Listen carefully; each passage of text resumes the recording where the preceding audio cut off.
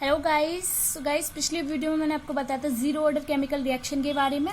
उसमें हमने उस जीरो ऑर्डर केमिकल रिएक्शन की डिफरेंशियल और इंटीग्रल इक्वेशन सीखी थी और क्या सीखा था, अर्ध आयु काल के बारे में सीखा था। तो चलिए आज हम बात करते हैं फर्स्ट ऑर्डर केमिकल रिएक्शन की। तो first of all the main question is what is first order chemical reaction. Then I want to tell कि जिन अभिक्रियाओं का वेग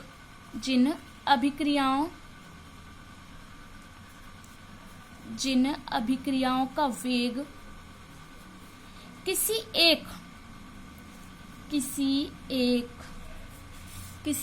अभिकारक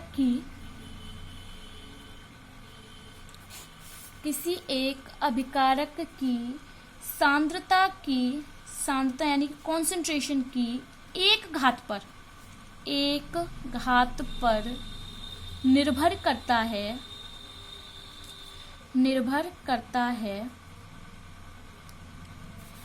फर्स्ट ऑर्डर केमिकल रिएक्शन कहलाती है ना। तो फर्स्ट ऑर्डर केमिकल रिएक्शन के एग्जाम्पल कैसा हो सकता है, सुक्रोज का जल अपघटन। कैसे, देखिए सुक्रोज क्या होता है हमारा, सुक्रोज चीनी होती है C12 है H22O11, एक क्या डाइसैकेराइड है।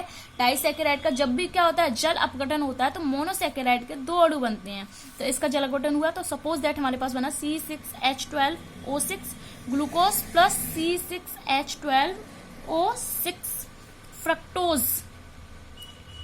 फ्रक्टोज और ये ग्लूकोज और फ्रक्टोज को कंबाइंड रूप से इनवर्ट शुगर भी बोलते हैं। क्या, इनवर्ट शुगर।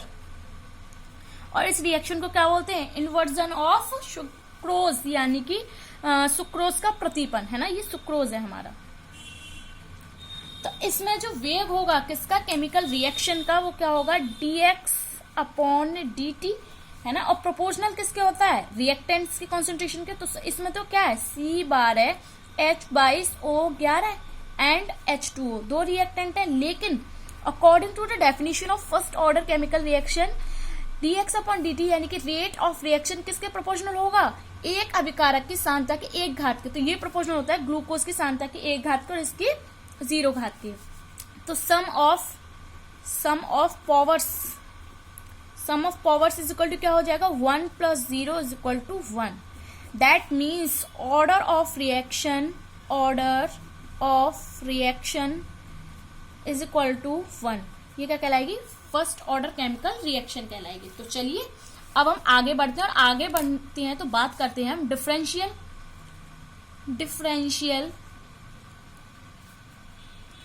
एंड इंटीग्रल है ना, integral rate equation of first order chemical reaction. ठीक है, इसकी हम बात करते हैं आज।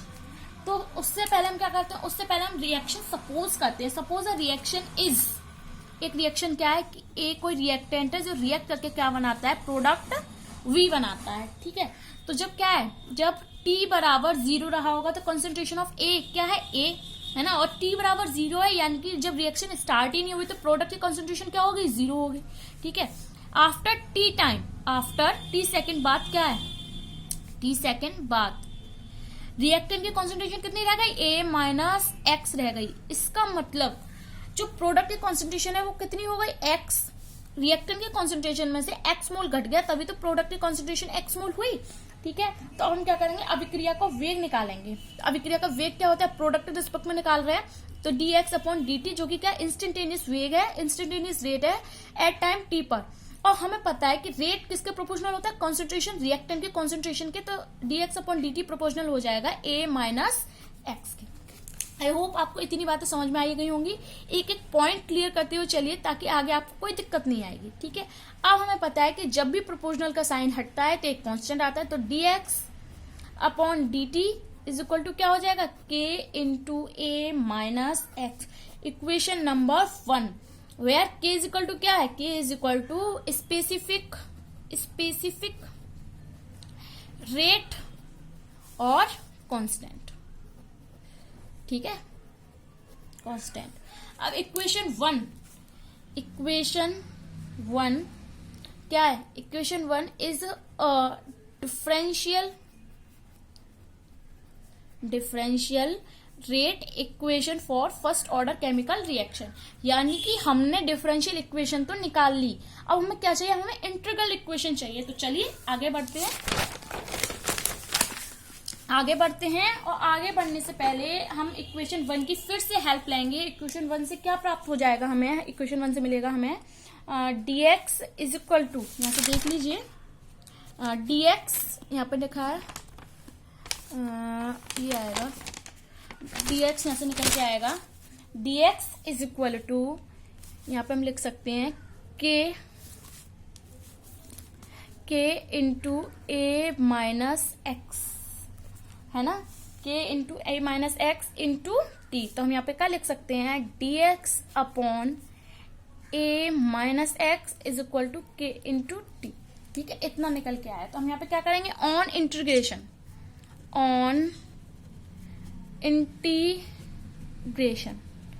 इंटीग्रेशन इसे इक्वेशन टू मान लिया। तो इंटीग्रेशन करेंगे तो इंटीग्रेशन का साइन लगा दिया। अब हमें पता है कि यहाँ पे मैं साइड से लिख दे रही हूँ, integration of dx upon x is equal to log और ये x। ठीक है, ये इंटीग्रल फॉर्मूला होता है इंटीग्रेशन का, जो आपको कुछ लोगों को शायद पता होगा, कुछ को नहीं भी पता होगा। तो घबराने की कोई बात नहीं है, पॉजिटिव एटीट्यूड रखिए और आपको बस इतना जान लीजिए। ठीक है, तो हम इसका इंटीग्रेशन करेंगे। तो इंटीग्रेशन के फर्स्ट रूप हमें क्या प्राप्त होगा? यहाँ पे log a माइनस एक्स। तो हम क्या करेंगे? a माइनस एक्स का डिफरेंशिएशन करेंगे। तो यहाँ से क्या निकल के आएगा? यहाँ से निकल के आएगा माइनस साइन लग जाएगा और सब एक में हो जाएगा। ठीक है, और इसका इंटीग्रेशन करेंगे kt का, तो क्या निकल के आएगा? k और यहाँ पे ये dt होगा, ये dt है और ये dt, तो इसका निकल के आएगा k into t plus c, where c is equal to क्या? Integral constant. जब भी इंटीग्रेशन करते हैं तो इंटीग्रल कांस्टेंट जरूर आता है। ठीक है, तो इस इक्वेशन मान लिया हमने इक्वेशन 3। ठीक है, तो चलिए अब आगे चलते हैं। अब हम मानते हैं, सपोज करते हैं, सपोज क्या, ये तो डेफिनेट है कि when t is equal to 0 then क्या है? देन हमारा जो x है, x इज ऑल्सो भी 0, है ना, x भी 0 होगा जब t 0 है। तो चलिए यहाँ पे इस कंडीशन को किस पे अप्लाई करते हैं? इक्वेशन नंबर 3 पे। तो यहाँ पे लिखते हैं माइनस के log a रह जाएगा, क्योंकि x is equal to 0 is equal to t बराबर क्या है? 0 है, प्लस c यानी कि c। तो c बराबर क्या निकल के आया? माइनस के log a, है ना। इस वैल्यू को हम किसमें पुट करेंगे? इक्वेशन 3 में। तो देखिए माइनस के log a minus x is equal to क्या? kt। ठीक है, माइनस के log a। इस log a को हम क्या करेंगे? लेफ्ट हैंड साइड लाएंगे, तो log a माइनस के log a minus x is equal to kt। ठीक है, अब हम क्या करेंगे? हमें पता है, हमें एक फॉर्मूला पता है, यहाँ पे मैं साइड से लिखती हूँ, log m minus log n is equal to log m upon n। होता है कि नहीं होता है? तो वही फॉर्मूला हम यहाँ अप्लाई करेंगे। तो यहाँ क्या हो जाएगा? log a upon a minus x is equal to kt। इतना हमारा निकल के आया। ठीक है, यहाँ पर जो log का बेस है, वो log का बेस क्या है? 10। यहाँ पर जो log का बेस है 10 है। तो हम यहाँ पर क्या रखते हैं? हम यहाँ पर लिख सकते हैं, यहाँ पर मैंने लिखा k is equal to 1 upon t log 10 और ये a upon a minus x. तो फ्रेंड्स हम यहाँ पे क्या करेंगे? यहाँ पे जो log है, सॉरी मैं आपको बताना गलत बता गई, यहाँ पे क्या है? जो बेस है वो हमारा e है ना। 10 में तो हमें कन्वर्ट करना है। तो 10 में कन्वर्ट करने के लिए हम क्या करते हैं? हमेशा 2.303 का मल्टीप्लाई करते हैं। यहाँ पे क्या करेंगे? k is equal to 2.303 upon t log, यहाँ पे e था, e से हमें किस में कन्वर्ट करना था? 10 में, इसीलिए तो हमने 2.303 का मल्टीप्लाई किया। तो यहाँ पे कितना आएगा? log 10 upon a minus x. ये हमारा निकल के आया integral rate equation of first order chemical reaction. इतना निकल के आ गया। अब यहाँ पर हमारी a क्या है? a is equal to initial concentration है, इनिशियल कॉन्सेंट्रेशन, और a माइनस एक्स क्या है? बची हुई मात्रा, किसकी? रिएक्टेंट की बची हुई मात्रा। ठीक है, इसी को हम क्या बोलते हैं? इसी को हम बोलेंगे integral rate equation of first order chemical reaction. I hope आपको इतनी सारी चीजें अच्छे से समझ में आ गई होंगी, है ना। तो चलिए अब हम आगे चलते हैं। अब हम पढ़ेंगे कैरेक्टरिस्टिक्स। ठीक है, यहां पर मैं लिखती हूं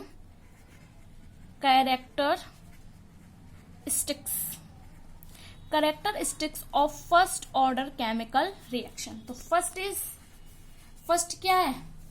वेग नियतांक की यूनिट, तो हम यहां पे लिख सकते हैं यूनिट ऑफ के। ठीक है, तो के का पीछे से हम इक्वेशन लिखें। के बराबर क्या था? के बराबर था 2.303 अपॉन टी लॉग 10 और यहाँ पे a upon a minus x, यही तो था। अब हम यहाँ से यूनिट निकालिए, तो 2.303 तो कांस्टेंट है, अपॉन टी देखिए, है ना। तो टी की यूनिट क्या आ जाएगी? 1 अपॉन सेकेंड। अगर हमने टाइम सेकेंड में माना है तो 1 अपॉन सेकेंड। ठीक है, और लॉग को एज इट इज रखिए। लॉग का हमें कोई यूज नहीं करना है, यहाँ पर हमें सिर्फ यूनिट निकालनी है। तो ए की क्या आएगी? ए की आएगी मोल प्रति लीटर।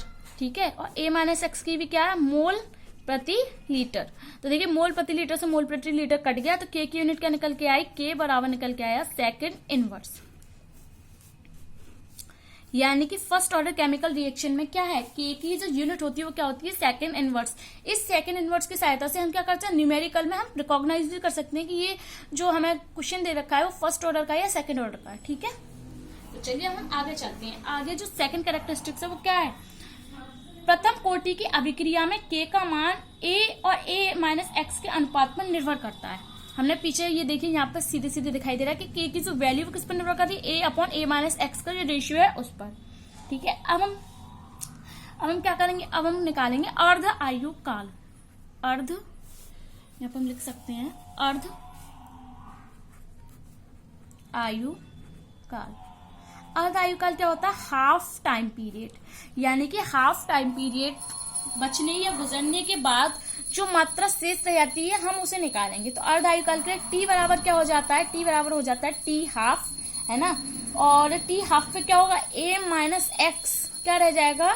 a/2, यानी कि x भी a/2 रह जाएगा, जब भी तो a/2, a माइनस एक्स बराबर क्या बचेगा? a/2। तो अब इसी में पुट करते हैं इक्वेशन में। ठीक है, यहां से हम t निकालेंगे। T half is equal to क्या हो जाएगा? 2.303 अपॉन के। ठीक है, इतना तो वैसा का वैसा ही है, लॉग 10। ठीक है, लॉग ए तो है ही है। a minus x is equal to क्या लिखते हैं? a/2। तो a से तो a कैंसिल, log 2 ऊपर आ जाएंगे। तो 2.303 अपॉन के, है ना, और log 10 और ये 2, बेस कितना है? 10 और ये 2, है ना। अब हमें क्या चाहिए? log 2 बेस 10 की वैल्यू चाहिए। तो आपको याद हो तो अच्छा है, अगर नहीं याद हो तो याद कर लीजिएगा। इसकी वैल्यू होती है 0.3010। ठीक है, इसकी वैल्यू होती है 0.3010। तो यहां से देखिए, यहां से क्या निकल के आएगा? 2.303 अपॉन के, और इसकी वैल्यू कितनी है? 0.3010। तो सीधे सीधे ये निकल आया। अब हम इनका मल्टीप्लाई करेंगे तो t half is equal to क्या प्राप्त होगा? T half is equal to 0.693 upon k. बस ये रिलेशन आ गया, इसे हम कर देंगे बॉक्स में बंद। यहाँ से ये रिलेशन हमारा कंप्लीट हुआ। यानी कि हम क्या कह सकते हैं कि फर्स्ट ऑर्डर केमिकल रिएक्शन के लिए अर्ध आयुकाल जो होता है प्रारंभिक सांद्रता पर निर्भर नहीं करता, लेकिन जीरो ऑर्डर केमिकल रिएक्शन के लिए निर्भर करता था, आपको याद हो। ठीक है, तो यहाँ पर हमारा ये फर्स्ट ऑर्डर केमिकल रिएक्शन खत्म होता है ना। और आई होप आपको ये बहुत अच्छे से समझ में आ गया होगा। मैं फिर से कहूंगी, अगर नहीं समझ में आया हो तो प्लीज कमेंट करके मुझे जरूर बताएं। Thanks watching for this video.